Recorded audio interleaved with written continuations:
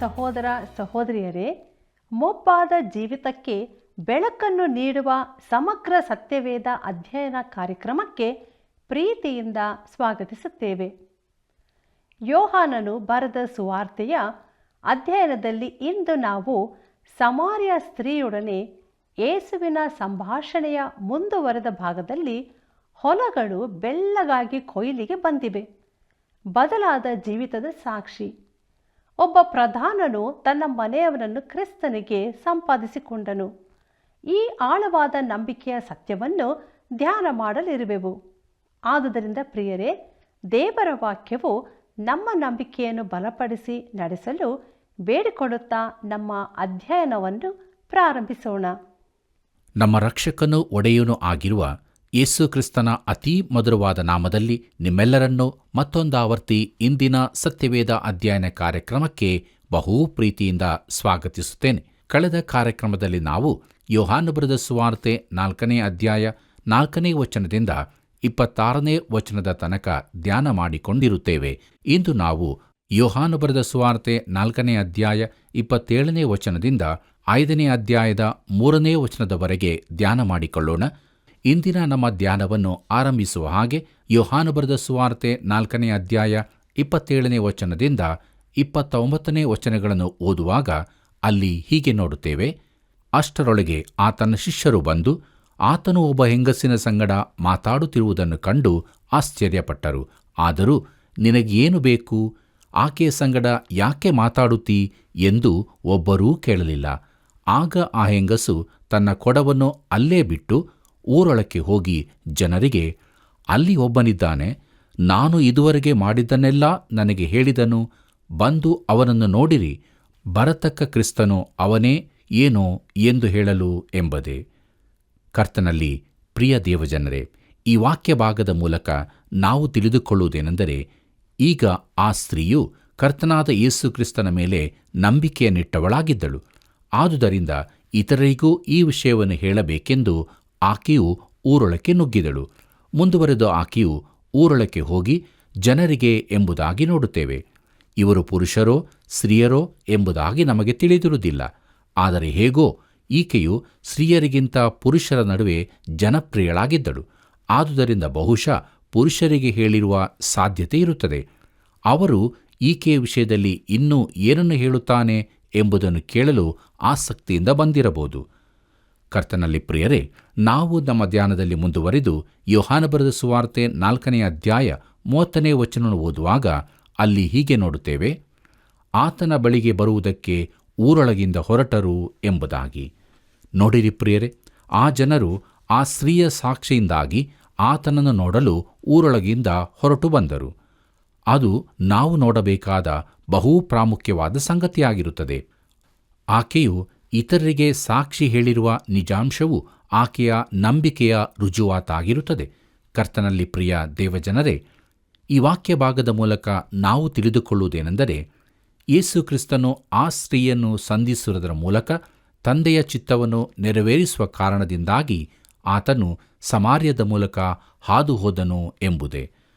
ಪ್ರೀತಿಯುಳ್ಳ ಸಹೋದರ ಸಹೋದರಿಯರೇ, ನಮ್ಮ ಧ್ಯಾನದಲ್ಲಿ ಮುಂದುವರಿದು ಯೋಹಾನ ಬರೆದ ಸುವಾರ್ತೆ 4ನೇ ಅಧ್ಯಾಯ 35ನೇ ವಚನದಿಂದ 38 ವಚನಗಳನ್ನು ಓದುವಾಗ ಅಲ್ಲಿ ಹೀಗೆ ನೋಡುತ್ತೇವೆ. ಇನ್ನು 4 ತಿಂಗಳಿಗೆ ಸುಗ್ಗಿ ಬರುವುದೆಂದು ನೀವು ಹೇಳುವುದುಂಟಷ್ಟೇ. ನಿಮ್ಮ ಕಣ್ಣೆತ್ತಿ ಹೊಲಗಳನ್ನು ನೋಡಿರಿ, ಅವು ಬೆಳ್ಳಗಾಗಿ ಕೊಯ್ಲಿಗೆ ಬಂದವೆಂದು ನಿಮಗೆ ಹೇಳುತ್ತೇನೆ.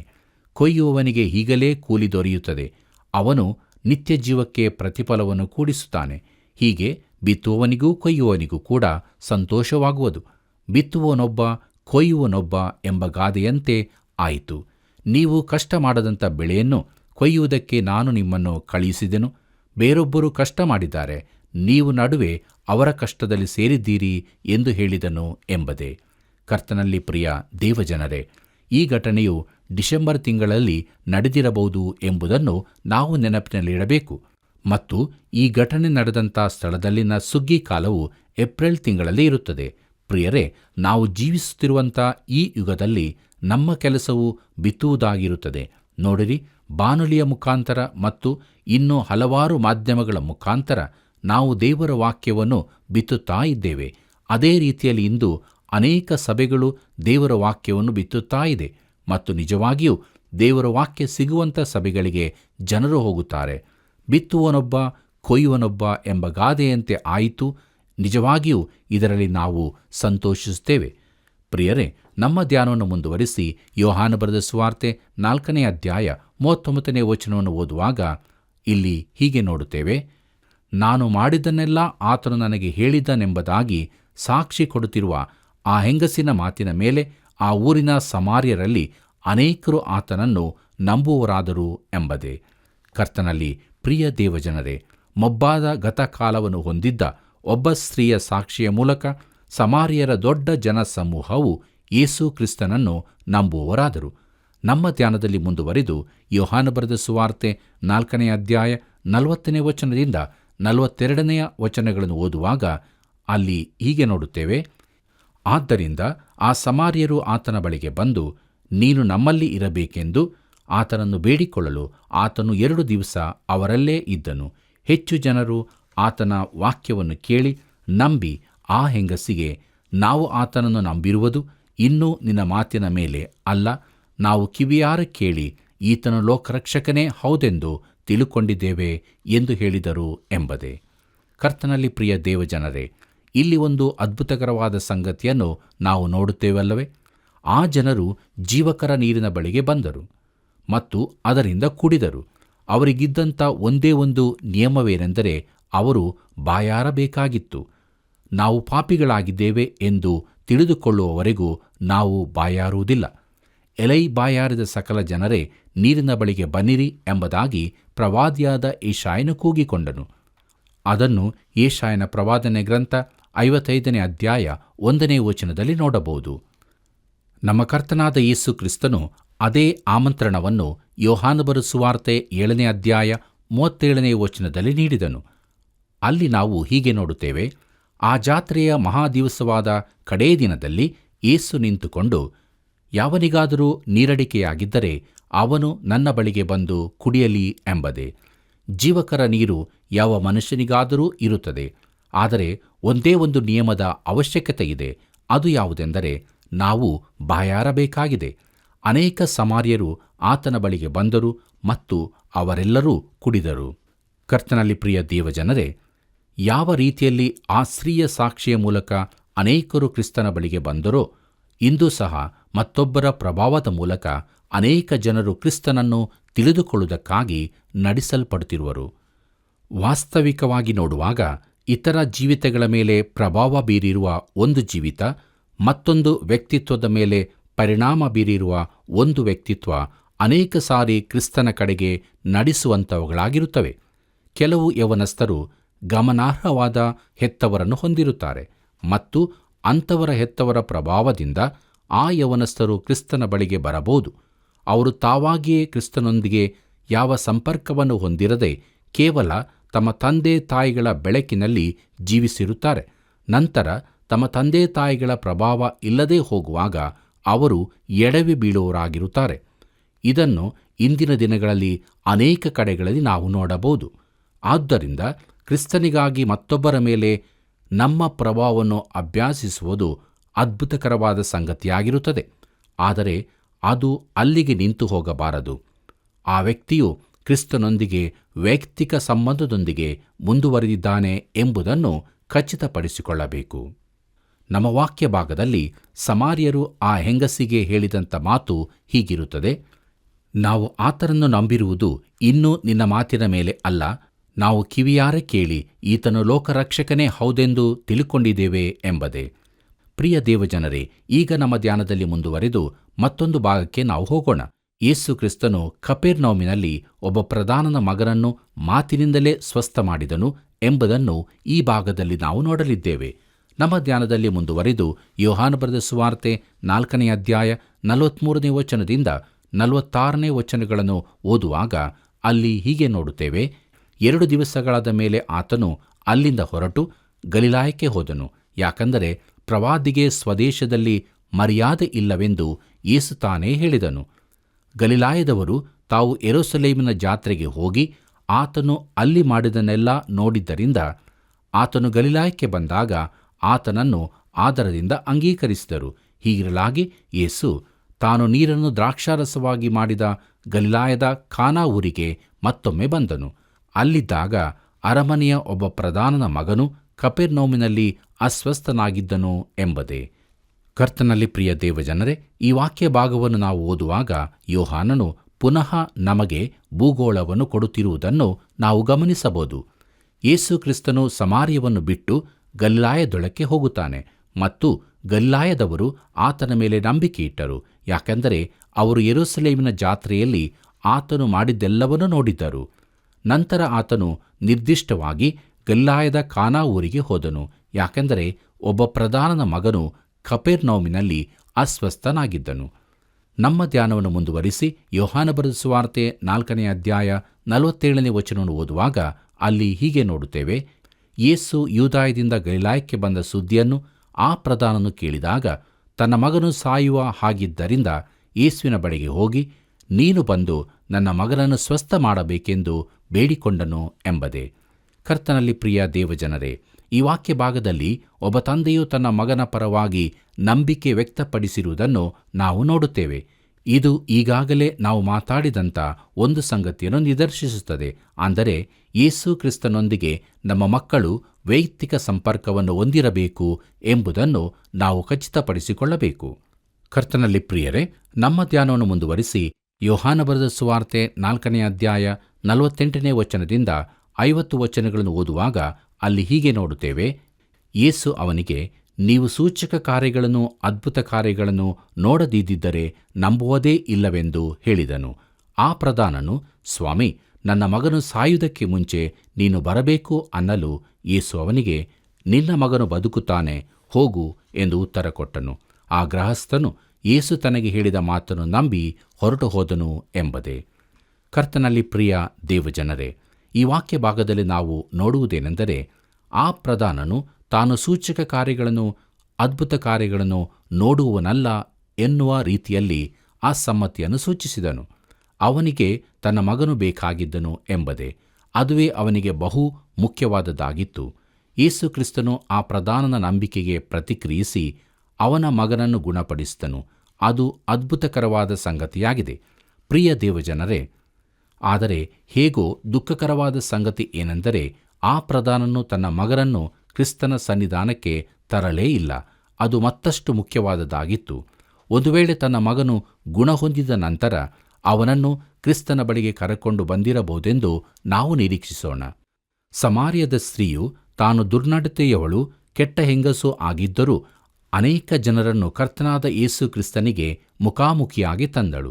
ಪ್ರಿಯ ದೇವಜನರೇ, ಯಾವ ಸಂದೇಶಕನಾಗಲಿ ಅಥವಾ ಬೋಧಕನಾಗಲಿ ಮಾಡದೇ ಇರುವಂಥ ರೀತಿಯಲ್ಲಿ ನಾವು ಮತ್ತೊಬ್ಬರ ಮೇಲೆ ಪ್ರಭಾವವನ್ನು ಬೀರಬಹುದು.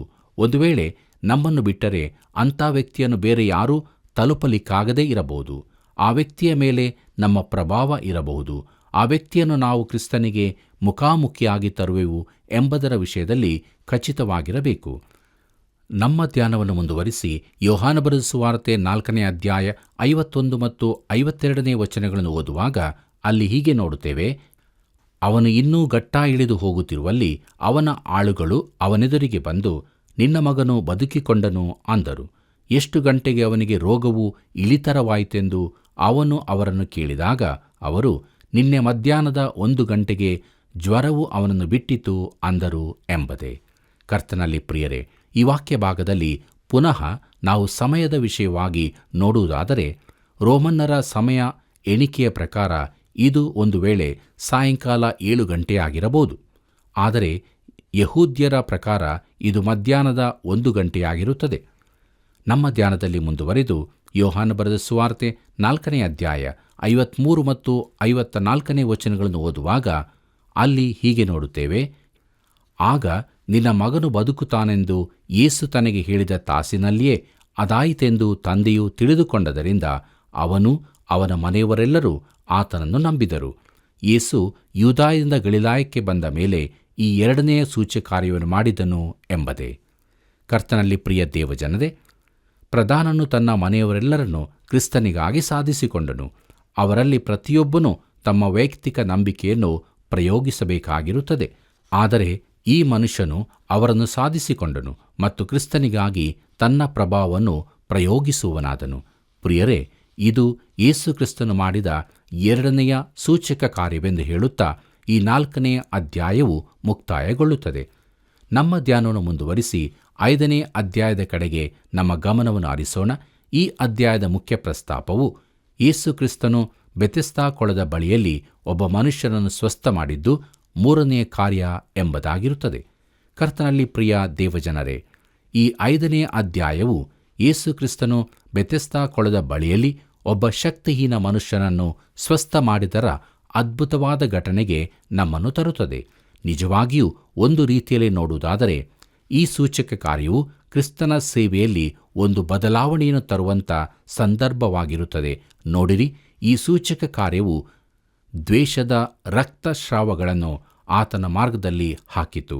ಅಂದರೆ ಆತನನ್ನು ದ್ವೇಷಿಸುವವರು ಆತನನ್ನು ಶಿಲುಬೆಗೆ ಹಾಕಿ ಕೊಲ್ಲುವವರೆಗೂ ಬಿಡಲಿಲ್ಲ. ಪ್ರೀತಿಯುಳ್ಳ ದೇವಜನರೇ, ಯೋಹಾನ ಬರೆದ ಸುವಾರ್ತೆ 5ನೇ ಅಧ್ಯಾಯ 16ರಿಂದ 18ನೇ ವಚನಗಳಲ್ಲಿ ನಾವು ಹೀಗೆ ನೋಡುತ್ತೇವೆ. ಆದ ಕಾರಣ ಯೆಹೂದ್ಯರು ಯೇಸು ಸಬ್ಬತ್ತಿನದಲ್ಲಿ ಇಂಥ ಕೆಲಸಗಳನ್ನು ಮಾಡುತ್ತಾನಲ್ಲ ಎಂದು ಆತನನ್ನು ಹಿಂಸಿಸುವರಾದರು. ಅದಕ್ಕೆ ಯೇಸು, ನನ್ನ ತಂದೆಯು ಇಂದಿನವರೆಗೂ ಕೆಲಸ ಮಾಡುತ್ತಾನೆ, ನಾನೂ ಕೆಲಸ ಮಾಡುತ್ತೇನೆ ಅಂದನು. ಈ ಮಾತನ್ನು ಹೇಳಿದ್ದರಿಂದ ಆತನು ಸಬ್ಬತ್ತಿನವನ್ನು ಅಲಕ್ಷ್ಯ ಮಾಡಿದ್ದಲ್ಲದೆ ದೇವರನ್ನು ತನ್ನ ತಂದೆ ಎಂದು ಹೇಳಿ ತನ್ನನ್ನು ದೇವರಿಗೆ ಸರಿಗಟ್ಟಿಕೊಂಡನೆಂದು ಯೆಹೂದ್ಯರು ಆತನನ್ನು ಕೊಲ್ಲುವುದಕ್ಕೆ ಮತ್ತಷ್ಟು ಪ್ರಯತ್ನ ಮಾಡಿದರು ಎಂಬುದೇ. ಕರ್ತನಲ್ಲಿ ಪ್ರೀತಿಯುಳ್ಳ ದೇವಜನರೇ, ಇಲ್ಲಿ ನೋಡುವುದಾದರೆ ಆತನ ಮೇಲೆ ಅವರಿಗಿದ್ದ ಕಲಹವು ಅದು ಸಬ್ಬತ್ ದಿನದ ಕುರಿತಾಗಿತ್ತು.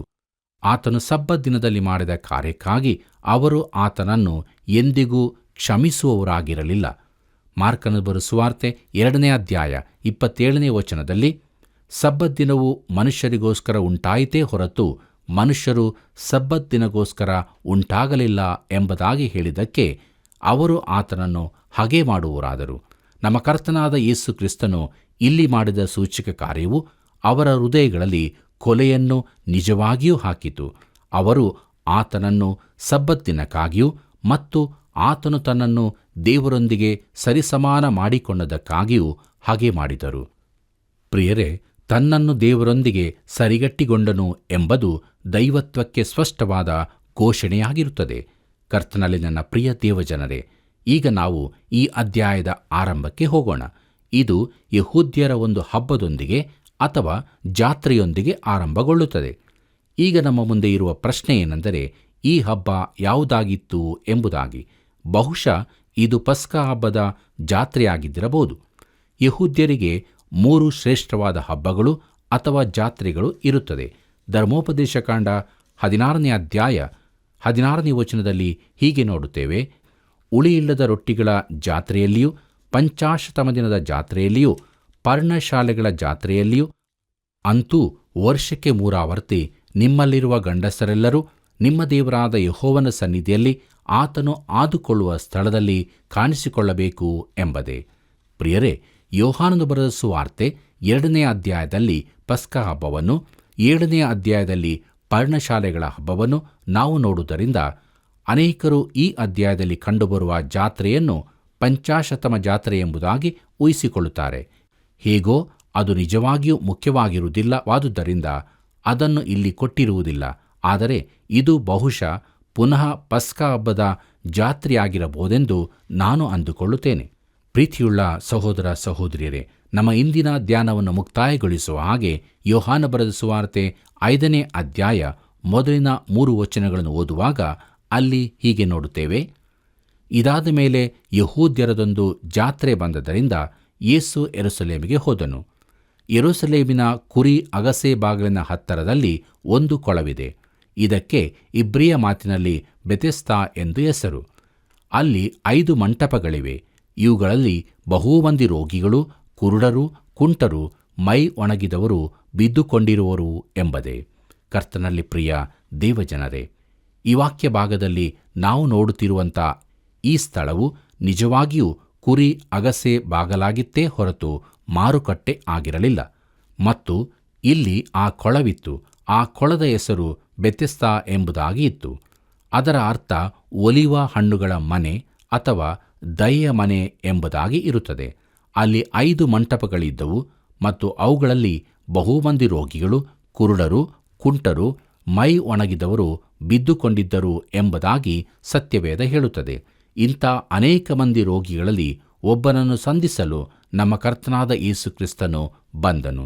ಈ ವಾಕ್ಯ ಸಂದೇಶವನ್ನು ಆಲಿಸುತ್ತಿರುವಂಥ ನನ್ನ ಪ್ರಿಯ ಸಹೋದರ ಸಹೋದರಿಯರೇ, ಆ ಸಮಾರ್ಯ ಸ್ತ್ರೀಯ ಸಾಕ್ಷಿಯ ಮೂಲಕ ಅನೇಕರು ಯೇಸು ಕ್ರಿಸ್ತನ ಬಳಿಗೆ ಬಂದರು.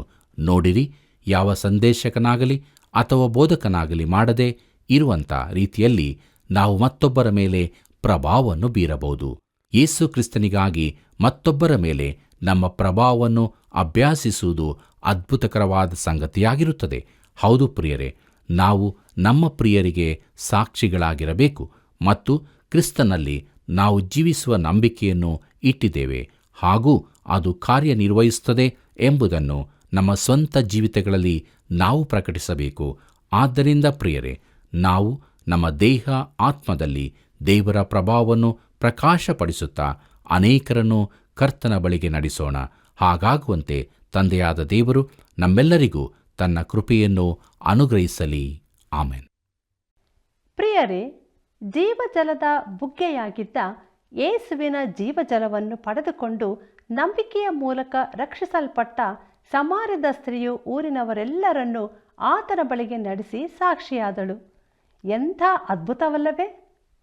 ಯೇಸುವಿನ ಮಾತನ್ನು ನಂಬಿ ವಿಧೇಯನಾಗಿ ಹೊರಟು ಹೋದ ಪ್ರಧಾನನು ತನ್ನ ಅಸ್ವಸ್ಥನಾದ ಮಗನು ಗುಣ ಹೊಂದಲು ಕಾರಣವಾದದ್ದು ಮಾತ್ರವಲ್ಲ, ಇಡೀ ಕುಟುಂಬವನ್ನೇ ನಂಬಿಕೆಗೆ ನಡೆಸಿದನು. ದೇವರಿಗೆ ಮಹಿಮೆಯಾಗಲಿ. ನಾವು ಕೂಡ ನಂಬಿಕೆಯ ಜೀವಿತದಲ್ಲಿ ಅನೇಕರನ್ನು ಕ್ರಿಸ್ತನ ಬಳಿಗೆ ನಡೆಸುತ್ತಾ ಸಾಕ್ಷಿಯ ಜೀವಿತವನ್ನು ದೇವರ ಮಹಿಮೆಗಾಗಿ ನಡೆಸೋಣ. ಬನ್ನಿರಿ, ಪ್ರಾರ್ಥನೆಯನ್ನು ಮಾಡಿಕೊಳ್ಳೋಣ. ಪ್ರೀತಿ ಸ್ವರೂಪನಾದ ನಮ್ಮ ತಂದೆಯಾದ ದೇವರೇ, ಈ ಒಂದು ಒಳ್ಳೆಯ ಸಮಯಕ್ಕಾಗಿ ಸ್ತೋತ್ರ. ಎಂತೆಂಥ ಸಾಕ್ಷಿಯ ಜೀವಿತಗಳನ್ನು ನಮಗಾಗಿ ನಿನ್ನ ವಾಕ್ಯದಲ್ಲಿ ಬರೆಸಿಟ್ಟಿದ್ದೀಯ, ಅದಕ್ಕಾಗಿ ಸ್ತೋತ್ರ. ಪ್ರಿಯ ಕರ್ತನೆ, ಈ ವಾಕ್ಯಗಳನ್ನು, ಈ ನಮ್ಮ ಕಾರ್ಯಕ್ರಮವನ್ನು ವೀಕ್ಷಿಸುತ್ತಿರುವಂಥ ಪ್ರತಿಯೊಬ್ಬ ಸಹೋದರ ಸಹೋದರಿಯರನ್ನು ಆಶೀರ್ವದಿಸು. ತಮ್ಮ ಸಾಕ್ಷ್ಯ ಜೀವಿತವನ್ನು ಕಾಪಾಡಿಕೊಂಡು ಕ್ರಿಸ್ತನಿಗೆ ಮಹಿಮೆ ತರುವಂಥ ರೀತಿಯಲ್ಲಿ ಜೀವಿಸುವಂತೆ ಕೃಪೆ ತೋರಿಸು. ಅನೇಕ ಜನರು ಅನೇಕ ವಿಧವಾದಂಥ ಕಷ್ಟಗಳಲ್ಲಿದ್ದಾರೆ. ಕರ್ತನೇ, ಸಹಾಯ ಮಾಡು. ಅವರನ್ನು ಪರಾಮರಿಸು, ಅವರನ್ನು ಆಶೀರ್ವದಿಸು. ಈ ಪ್ರಾರ್ಥನೆಯನ್ನು ನಜರೇತಿನ ಯೇಸುವಿನ ನಾಮದಲ್ಲಿ ಬೇಡಿದ್ದೇವೆ ನಮ್ಮ ತಂದೆಯೇ, ಆಮೇನ್. ಹೇಗಿತ್ತು ಪ್ರಿಯರೇ ಸತ್ಯವೇದ ಅಧ್ಯಯನವು? ನಿಮ್ಮ ನಂಬಿಕೆಯನ್ನು ಬಲಪಡಿಸಿದ್ದಕ್ಕಾಗಿ ನಾವು ದೇವರನ್ನು ಕೊಂಡಾಡುತ್ತೇವೆ. ನಿಮ್ಮ ಅಮೂಲ್ಯವಾದ ಕರೆಗಳಿಗಾಗಿಯೂ ವಂದನೆಗಳು. ಮುಂದಿನ ಕಾರ್ಯಕ್ರಮಕ್ಕಾಗಿ ಸಿದ್ಧರಾಗಿರಿ. ಕರ್ತನ ಕೃಪೆಯು ಸದಾ ನಿಮ್ಮ ಸಂಗಡ ಇರಲಿ.